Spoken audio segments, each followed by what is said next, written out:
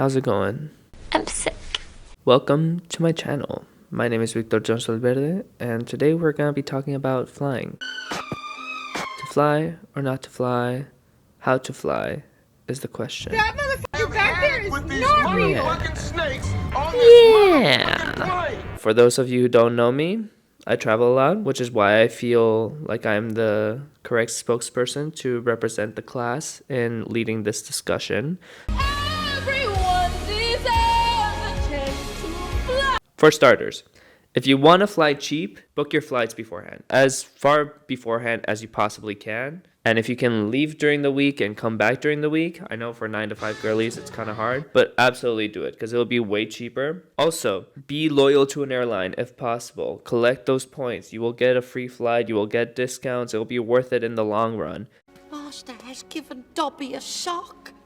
And also, sign up for their newsletter because sometimes they'll send like a bunch of random flights that sound really good but are not practical at all around Christmas or Black Friday. Like, go to Dubai from Arizona. If it applies to you, if you're a student in Arizona, go for it. I was able to go to Aruba, I think for like 50 or $100 was the flight with a friend because it was Philly Aruba and it just coincided with our spring break. So you never know. Also make sure that where you're flying, the stay is cheap. So either go somewhere where your friends live so that you can stay there for free, or fly somewhere where, for example, Aruba, where we went, the Airbnb was like 10 or $20 per night. That is so cheap. Make sure you're budgeting the whole trip, not just the flight. If you fly to an expensive city, even if the flight was cheap, your stay there is going to be either miserable or burn a hole in your pockets. As far as how to fly etiquette-wise, a security checkpoint, make sure you have your liquids in a clear plastic bag that are less than 100 milliliters. Take off your shoes, take out your electronics, all that classic stuff so that you're not holding up the line.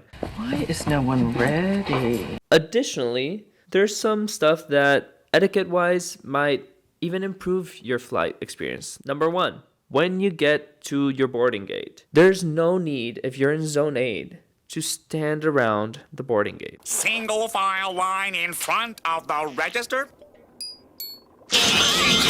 Unless you're flying with Ryanair and Vueling or similar lines and are taking with you a carry-on that has a lot of fragile stuff, then yeah, it makes sense to stand around because you don't want the cabin space to be filled up. Suddenly you have to check in your carry-on and then you're screwed because you're putting expensive, fragile stuff at risk. Other than that, there's no need for you in Zone 8 to be waiting around, as they're calling the Diamond, Emerald, Pearl members. By the time this drink makes it all the way to the back of the plane, Just sit down, wait for your zone to be called, and then go.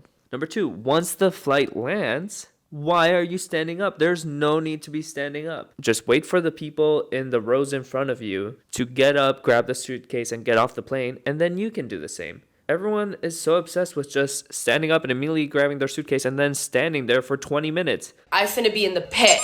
Why are you doing this? Even if you have a connecting flight, like, that's maybe the only reason where I could see it, but you're not gonna get in front anyway, so just sit down, relax, and then get out when it's your turn. Number three, once you get to the suitcase belt, why are people hogging it?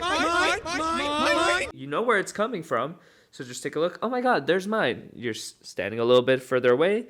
You go up, you're like, excuse me, you grab it, and then you leave. However, if everyone's hogging it, even when you see your suitcase, you can't get near it and grab it. It's not that difficult. As far as making your journey the most comfortable as possible, totally recommend grabbing a sleeping mask. And even though they're corny, I cannot recommend a neck pillow enough. I used to be a hater. My friend gifted one. And oh my god, it's a life changer. Being able to sleep on a plane will make your whole flight experience better. Going along with that, make sure to grab melatonin because it'll help you sleep on the plane if you need to reset your sleep schedule then with time zone differences, or once you get there. Download a show or a movie because you never know what kind of movies or shows the flight is going to have or if they're even going to have. I had a 12-hour flight to Tokyo where I was like, oh, it's an international flight. Surely they will have screens with movies and No, they didn't. No, they didn't. Also, bring a snack because you never know if you're going to get hungry or how often they're going to feed you or if you're going to like the food. That same Tokyo flight, they only had like 5 things on the menu. Me and my friend didn't bother looking until 7 hours in because we were like, oh, surely they'll just bring it out. And we are like, oh, no, you have to order it. Oh, the ramen looks good. Okay, maybe we should order it. Oh, the ramen is out of stock. Huh? And then the Pringles are also out of stock. What? The only thing in stock is tiny Chardonnay bottles. Oh. So guess what? We got drunk because we had no entertainment, no food, and we arrived to Tokyo blasted. So don't be like us, even though it was pretty fun.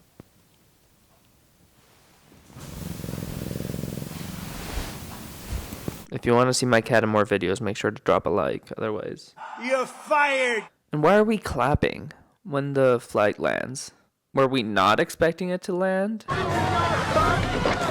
Make sure to follow my Instagram at VicJohnVal if you want to keep up with my own travels. And tune in next time whenever I post a video about whatever I end up posting about. Thanks.